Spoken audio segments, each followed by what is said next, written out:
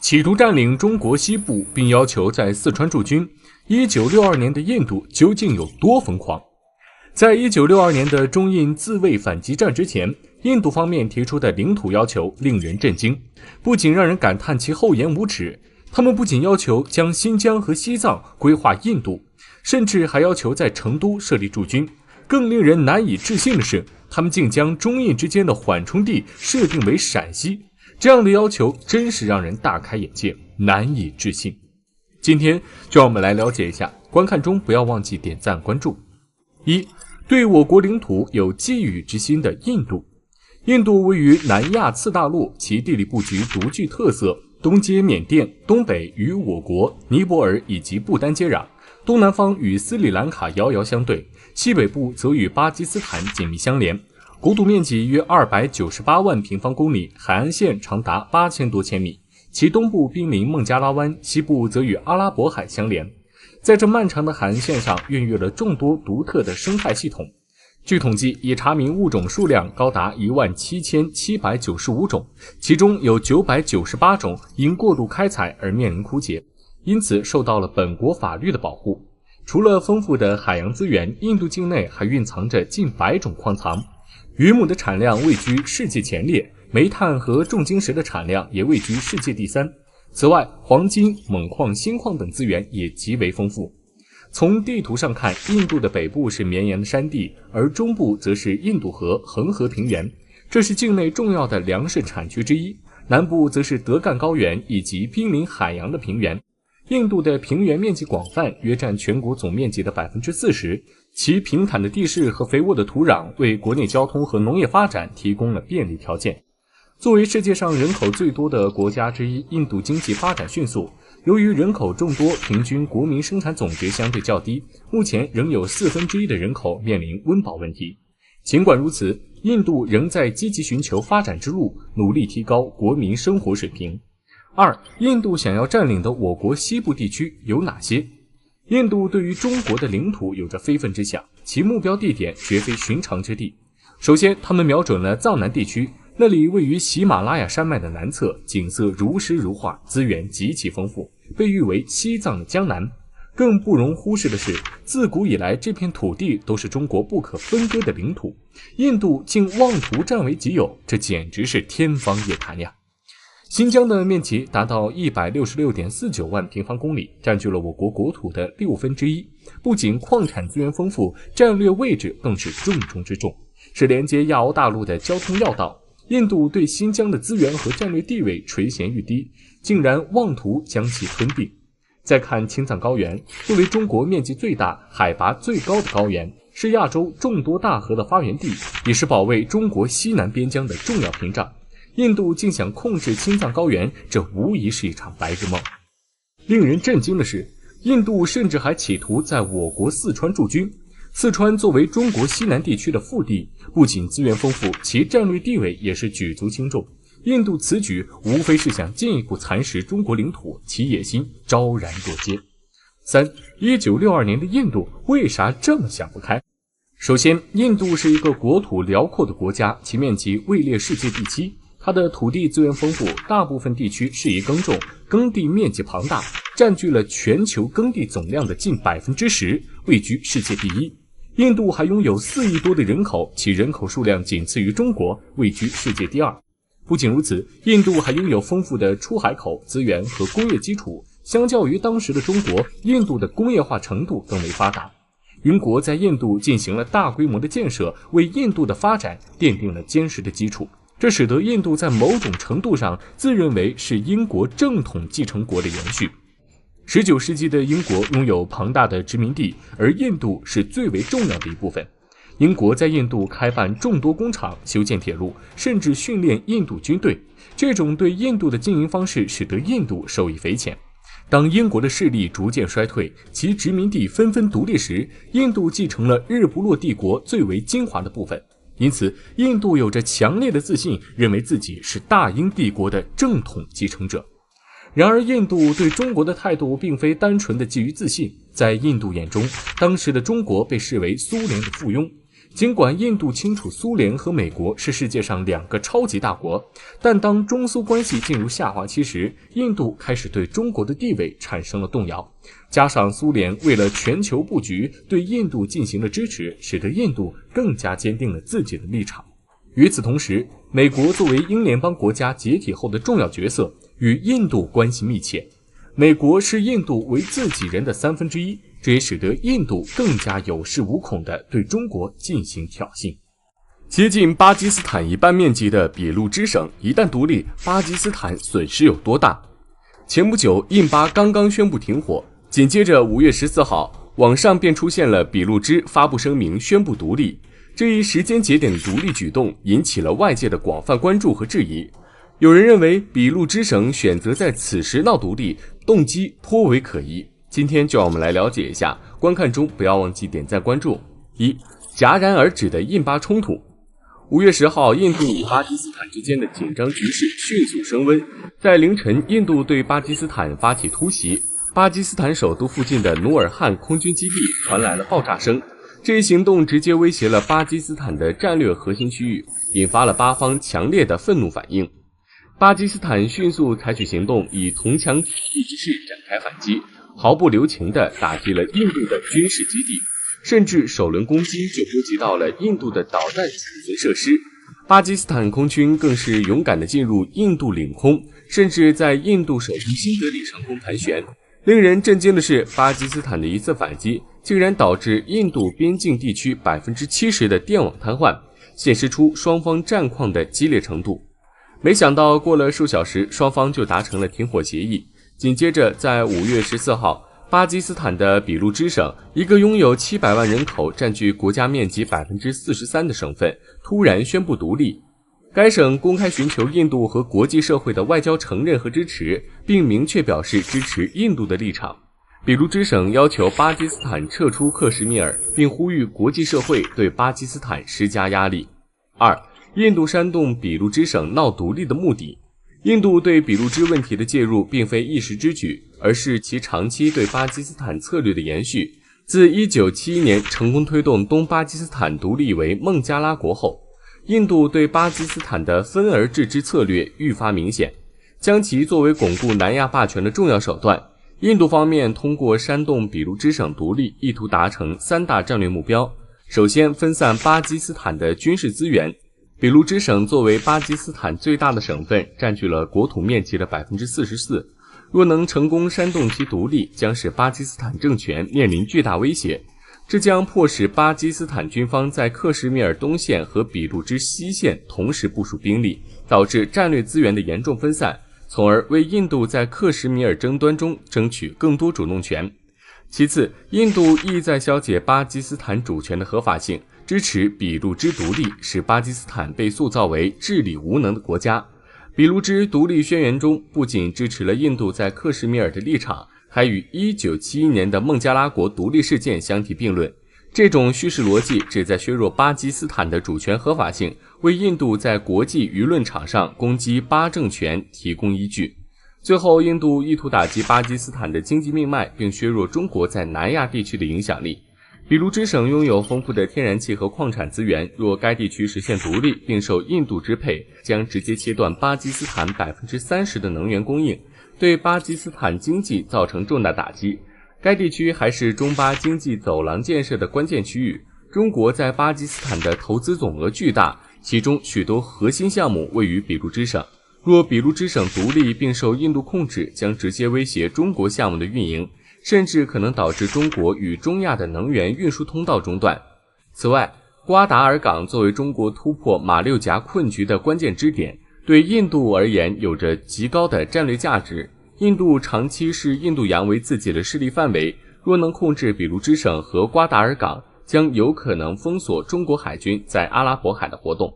3. 俾路支省为什么想独立？俾路支族群起源于伊朗高原的游牧民族，后因19世纪的英国殖民统治而发展。在印巴分治时期，由于英国殖民者的国界划分以及宗教信仰为依据，忽视了民族分布，导致俾路支人被割裂至巴基斯坦、伊朗及阿富汗。俾路支社会以部落制度为基石，其族群行动以部落首领萨达尔玛为指南。因此对巴基斯坦政府的认同感在俾路支族群中并不强烈。巴基斯坦的政府官员大多来自旁遮普地区，对俾路支省的关注和照顾相对较少。俾路支省作为巴基斯坦资源最丰富的地区之一，拥有丰富的天然气储量，占全国的 60%， 并拥有价值巨大的雷克迪克铜金矿以及丰富的煤炭资源，储量达 19.5 亿吨，占全国煤炭的半数以上。尽管地理位置优越，该省的贫困率却高达 52%。令人遗憾的是，巴基斯坦政府将资源开发资金主要用于旁遮普省的发展，而俾路支省人民并未从中获益。在多种因素的交织下，俾路支省人民对巴基斯坦的怨言日益增加。尽管有独立的呼声，但由于巴基斯坦是国际承认的主权国家，且受到联合国宪章等相关条例的约束，国际社会并不会支持其独立诉求。重新审视贵州省会，为何说将省会迁往黔西南会是明智的选择？贵州的心脏地带是其省会城市贵阳，它的核心地位历来不容小觑。然而，随着城市格局的不断演变，传统省会城市的作用或许正面临着新的挑战。此时，一个引人深思的问题浮现：谁将成为贵州的明日领头羊，肩负起引领该省进一步腾飞的重任？这就引发了网络热议。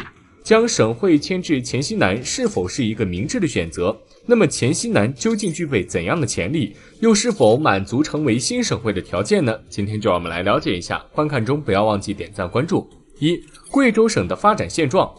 贵州位于云贵高原的东部，与湖南、广西、云南及四川和重庆接壤，其总面积达到 17.62 万平方公里，约占中国国土的 1.8%。地势独特，整体呈现出西高东低的态势，平均海拔约1100米，尤以西部乌蒙山壮观。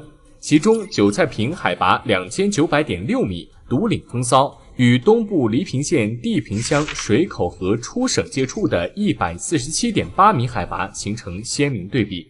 贵州不仅地貌多变，且矿产资源丰富，是南方煤炭储量较多的省份之一。值得一提的是，铜仁地区发现的锰矿储量惊人，至少达 1.9 亿吨，使中国锰储量跃居全球前列。国际市场上锰价高涨，每吨超过2000美元，这使铜仁的锰矿成为贵州乃至国家的宝贵财富。然而，贵州面临地理限制，既不靠海又不沿江，缺乏天然水运优势。尽管长江近在咫尺，最短距离仅30公里，却未能惠及贵州。这30公里的距离仿佛成为了一道难以跨越的障碍，阻碍了贵州直接享受长江经济带带来的经济红利。面对这一地理挑战，贵州并未退缩，合江县的独特地理位置为其破解水运难题提供了关键。合江县位于四川盆地南缘，是赤水河与长江的交汇点。若能将合江县划归贵州，贵州将获得一个直面长江的港口，这将极大地促进其经济发展。随着合江水运的启动，贵州的石材产业和煤矿行业的运输条件将得到显著改善。从长远看，合江的规划对贵州和四川都是双赢的局面。对于贵州，它将从一个不沿江的省份转变为真正的沿江省份，解决水运问题。而四川虽然失去一个县，但在与贵州的紧密合作下，能够实现资源的合理配置与经济的协同发展，对其整体经济发展影响不大。将贵州省会迁往黔西南的可行性。贵阳市作为贵州省的核心城市，位于贵州省的中部地带，它与遵义市、毕节市在西北部接壤，东南部则与黔南布依族苗族自治州紧密相连，西南方向则毗邻安顺市。这座城市的总面积达到8043平方公里，占全省面积的 4.56%。在探索贵州的地理风貌时，我们不难发现黔西南蕴藏着巨大的发展潜力。黔西南布依族苗族自治州位于贵州省的西南端，距离省会贵阳约 302.4 公里。整个地区的地形变化多样，从西到东，从北到南，地形的高低差距显著。其中兴义市的七社捧炸高原顶峰海拔高达 2207.2 米，成为该地区的最高点。而望漠县的最低点大洛河口海拔仅为275米，两地的高差达到惊人的 1932.2 米。近来黔西南已经初步构建了综合性的运输网络，当前韩兴铁路、荆州大桥等重点项目正在稳步推进中。在铁路方面，除了已经建成的南宁至昆明铁路和上海市昆明高铁外，正在建设的盘州新义高铁也备受瞩目。这条高铁线路从沪昆高铁盘州站出发，终点为新义南站，全长约 98.31 公里，总投资额巨大。此外，黔西南还拥有多个火车站，如威慑站、兴义站等，为地区经济繁荣提供了有力的运输支持。在航空领域，黔西南的兴义万枫林机场已开通多条航线，包括北京、上海、重庆、广州等主要城市。该机场占地2499亩，拥有长2300米、宽45米的跑道，以及5756平方米的航站楼，为旅客提供了便捷的空中交通服务。然而，关于将省会迁往黔西南的设想，虽然带来了新的发展机遇，但也面临着诸多挑战。迁址不仅需要大量的资金投入用于基础设施和公共服务设施的建设与完善，如道路、桥梁、学校、医院等，还需要妥善解决就业、教育、医疗等问题，以确保居民在迁址后的福祉不受影响。此外，加强与周边地区的合作与协调，也是迁址过程中不可或缺的一环，需要各方共同努力来推动这一宏伟计划的实现。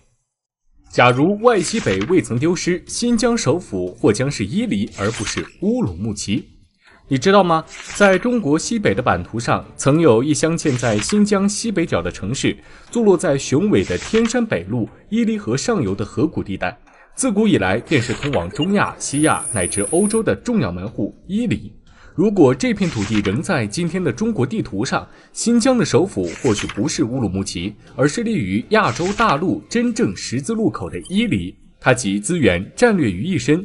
今天就让我们来了解一下，观看中不要忘记点赞关注。伊犁河谷是一片形似喇叭口向西敞开的三角地带，面积 5.6 万平方公里，却浓缩着新疆最珍贵的馈赠。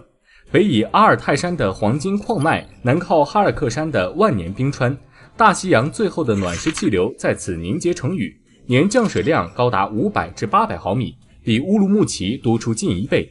伊犁河穿城而过，228亿立方米的年净流量滋养着千里薰衣草田和小麦地，最终注入巴尔喀什湖，这座曾经属于中国的世界第4长湖。1.8 万平方公里的湖面西淡东咸，伊犁河贡献了西湖区 80% 的淡水。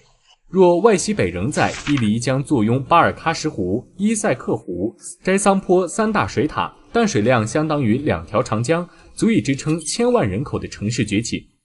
巴尔喀什湖是座形如弯月的湖泊，东西绵延605公里，最宽处74公里，面积 1.82 万平方公里，相当于 7.4 个太湖。它以中部的萨林耶西克半岛为界，西湖区因伊犁河的注入成为淡水区，东湖区则因蒸发强烈，盐度高达 10.4%。西湖水深不足11米，东湖最深达26米，湖岸线长达2385公里。北岸的铜矿带曾是沙俄掠夺的重点，如今仍是哈萨克斯坦的冶铜中心。清朝伊犁条约割让后，44万平方公里土地连同此湖一同易主，成为中国近代边疆史最痛的一页。斋桑坡位于阿尔泰山与塔尔巴哈台山之间，原面积1860平方公里的淡水湖，平均水深5米，蓄水量约93亿立方米。1960年，苏联修建布赫塔马尔水库后，湖泊面积扩大至5500平方公里，水深增至12米，成为哈萨克斯坦东部的水资源命脉，发源于我国新疆的额尔齐斯河为其主要水源。斋桑坡的渔业年产量可养活100万人口，而北岸的铁路线更是将铜矿直送俄罗斯。这些资源本可以让伊犁成为中亚的能源枢纽。伊塞克湖是中亚明珠，其面积6332平方公里，水深达702米，蓄水量 1.7 万亿立方米，相当于长江年净流量的2倍。湖面海拔1609米，四周被海拔5000米以上的雪山环绕，冰川融水使其成为不动湖。玄奘在《大唐西域记》中称其为大清池。湖中资源丰富，有20多种鱼类。从伊宁向西90公里就到了霍尔果斯口岸，再行驶370公里就抵达哈萨克斯坦前首都阿拉木图。从伊宁出发的铁路无需绕到乌鲁木齐，经中亚铁路网4天可达莫斯科，比现在的到达时间节省1半。反观乌鲁木齐偏居天山北麓，年均气温仅 7.5 摄氏度，降水量不足300毫米，被三面群山封锁，扩建空间有限。历史上，清朝设立伊犁将军府统辖新疆时，乌鲁木齐只是屯田小城，直到1884年外西北割让后，首府才被迫东迁，这是用领土缩水换来的无奈选择。资源禀赋的差距更是令人扼腕。阿尔泰山脉的黄金储量亚洲第一，伊犁河谷的煤炭可供全国开采100年，斋桑博的年渔获量能养活100万人口。乌鲁木齐依赖的准噶尔油田，在外西北的能源版图中只是零头。孙中山在建国方略中疾呼：“谋大洲则伊犁”，只因这里三山夹峙，形成天然要塞。北面是蒙古草原，南面帕米尔高原，西面是中亚平原。若外西北仍在，伊犁将坐拥 1.8 万平方公里的巴尔克什湖淡水资源，掌控阿拉木图的交通动脉，扼守帕米尔高原的制高点。这样的城市怎会不是新疆的心脏？战略价值上，伊犁的失落让中国痛失地理屏障帕米尔高原的制高点，瓦罕走廊的咽喉要道，阿尔泰山的黄金矿区。这些本应是中国西北的天然长城，如今阿拉木图成了哈萨克斯坦的经济心脏，伊塞克湖成了吉尔吉斯斯坦的旅游名片，而我们只能在霍尔果斯口岸眺望那片曾经的国土。若外西北仍在，伊犁的军事辐射范围将覆盖整个中亚。左宗棠当年修建的会远城防线，本可升级为亚欧大陆的地理索要。地理决定命运，资源改写历史。关注我，带你揭开更多被时光封尘的疆域密码。印巴刚停火，印度为何再次断水？中巴正式启动莫赫曼德水电站建设。新一轮的印巴冲突，简而言之是印度自视过高，试图展示军力，对巴基斯坦发动突袭所引发的。他们原以为胜券在握，却不料被巴基斯坦抢了一步，损失惨重。巴基斯坦本就不想打，打算见好就收，印度顺势借坡下驴。然而，印度在正面战场失利后，转而采取暗中手段。5月14号，印度暗中关闭了印度河重要支流杰纳布河上游的水电站大坝，导致巴方下游河流干涸见底。印度此举持续操控水资源，对巴基斯坦造成的影响不可估量。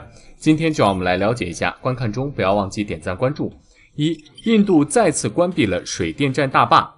据权威媒体的报道，位于杰纳布河上游的巴格利哈尔水电站再次被印度单方面关闭。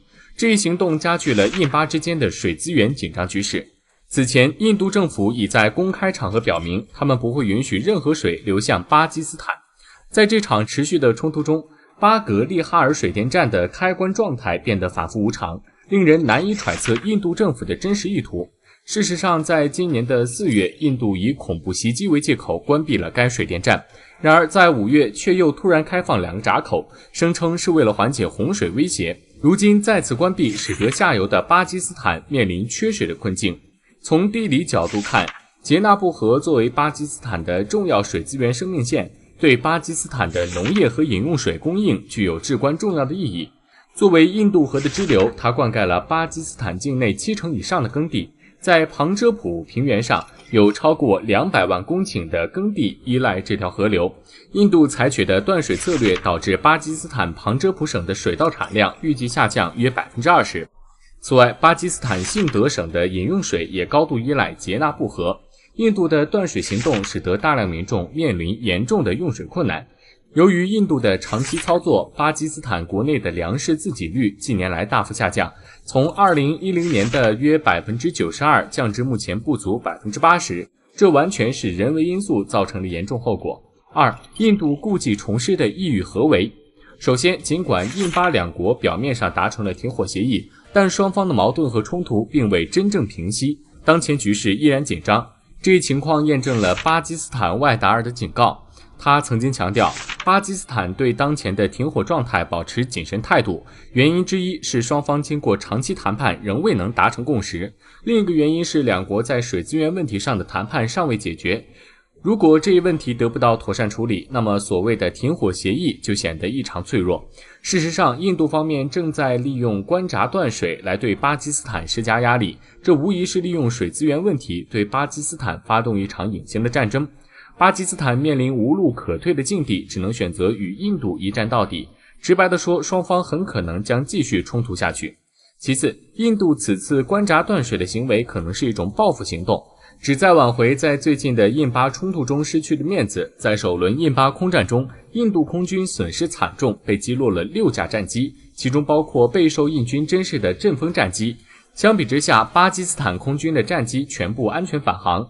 这场冲突让印度的战损比达到了惊人的6-0，这对于一直视巴基斯坦为轻易可胜的印度来说，无疑是一个巨大的打击。莫迪政府在国内外舆论的压力下，自然无法忍受这样的失败，因此印度选择在战场之外寻求报复，于是发生了2次拉闸断水的行为。3. 中国帮助巴基斯坦建设巴沙大坝。印度巧妙地利用水资源作为战略武器，但此举的效力将逐渐减弱，因为中国正助力巴基斯坦构建一道坚实的防御工事——巴沙大坝。这座大坝一旦建成，将能储存惊人的74亿立方米水资源，足以在紧急情况下为巴基斯坦提供强大的水资源保障。中国对巴基斯坦的援助不仅限于大坝建设，还包括一系列海水淡化厂的兴建，这无疑将极大增强巴基斯坦对水资源的掌控能力。当巴沙大坝最终竣工时，巴基斯坦对印度部分河流的控制力将大幅提升至 60%， 这将极大地缓解其对印度水资源武器的担忧。尽管这项宏大工程的预期完成时间定于2028年，但它将为巴基斯坦带来长远且稳定的水资源保障，使得巴基斯坦居民在未来的日子里更加安心。新中国成立以来，山东省行政区划发生了哪些变化？结合地图了解下。山东是中国战略要地与经济强省，1亿人口孕育出中国菜园子 ，GDP 全国第3。自古兵家必争，如今16市并立，济南、青岛双星闪耀，正迈向国家中心城市与全球海洋城市。山东如今的16个地级市，其区划调整经历了多个历史时期。今天就让我们来了解一下，观看中不要忘记点赞关注。1949年3月，山东省政府改称山东省人民政府，下辖14个市、140个县、2个办事处、2个特区。1950年5月，设立11个专区，为藤县、临沂、泰安、沂水、德州、惠民、淄博、昌围、胶州、莱阳与文登。11月恢复的3个县级市为济宁、潍坊、新海联，设立淄博、漳州2个县级市。12月将德州恢复为县级市，由德州地区管辖。烟台市改为地级市，潍坊市由地级市改为县级市，由昌围专区领导。济宁市由藤县专区领导，新海联市由临沂专区领导，淄博、漳州市由淄博专区领导。另外设有济南、青岛、徐州、烟台4个省辖市，还有长山岛特区、崂山办事处。1952年，山东省界发生很大变动，10月将河北省原属山东省的恩县、武城、夏津、临清、馆陶5县及临清镇划归山东省，将山东省德州专区的东光、吴桥、宁津、庆云、盐山、南皮6县归划河北省。11月，平原省撤销，将该省所属的聊城、菏泽、湖西3专区及其所辖的聊城、博平、清平等29县划归山东省。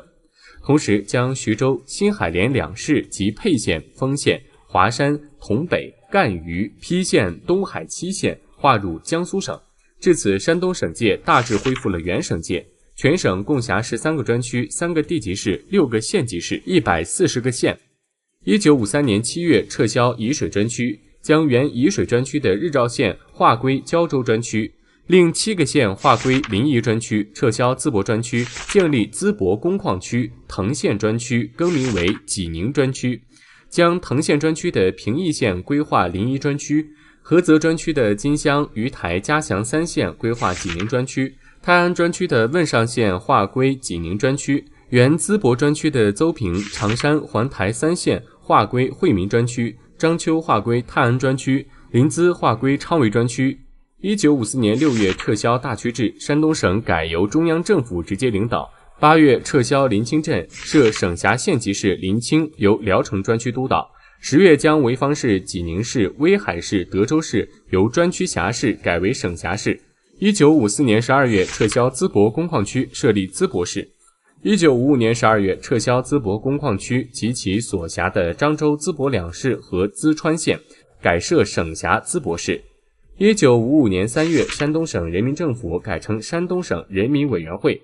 1956年2月，撤销德州、文登、胶州3专区，原德州地区并入惠民、聊城2专区，胶州专区并入昌围、莱阳、临沂3专区，文登并入莱阳专区，将泰安专区的泗水县划归济宁专区。1958年，莱阳专区更名为烟台专区。1960年，撤销义市，设立枣庄市。1963年，河南省东明县划归山东。1964年，范县划归河南。1965年，馆陶划归河北，河北省的宁津县、庆云县划归山东。1967年，专区更名为地区，全省共辖德州、惠民、昌围、烟台、临沂、泰安、济宁、菏泽、聊城9个地区。济南、青岛、淄博、枣庄4个省辖市、5个县级市、107个县。1981年5月，昌围地区更名为潍坊地区。1982年11月，设立省辖东营市。1983年10月，撤销烟台地区、潍坊地区、济宁地区，设立地级烟台市、潍坊市、济宁市。1985年3月，撤销泰安地区，设立地级泰安市。1987年6月，威海市升为地级市。1989年6月，日照市升为地级市。1992年3月，惠民地区更名为滨州地区。1992年10月，莱芜市升为地级市。1994年12月，撤销临沂地区、德州地区，设立地级临沂市、德州市。1997年8月，撤销聊城地区，设立地级聊城市。2000年6月，撤销滨州地区、菏泽地区，设立地级滨州市、菏泽市。2013年，山东省地土调查面积总计 15.79 万平方公里。2014年，山东省户籍人口总计 9747.1 万人。截止2015年12月底，山东省辖济南、青岛、淄博、枣庄、东营、烟台、潍坊、济宁、泰安、威海、日照、莱芜、临沂、德州、聊城、滨州、菏泽17个地级市，县级单位137个。2019年1月9号，调整济南市莱芜市行政区划，撤销莱芜市，归济南市管辖。至此，山东省的行政区划格局正式形成。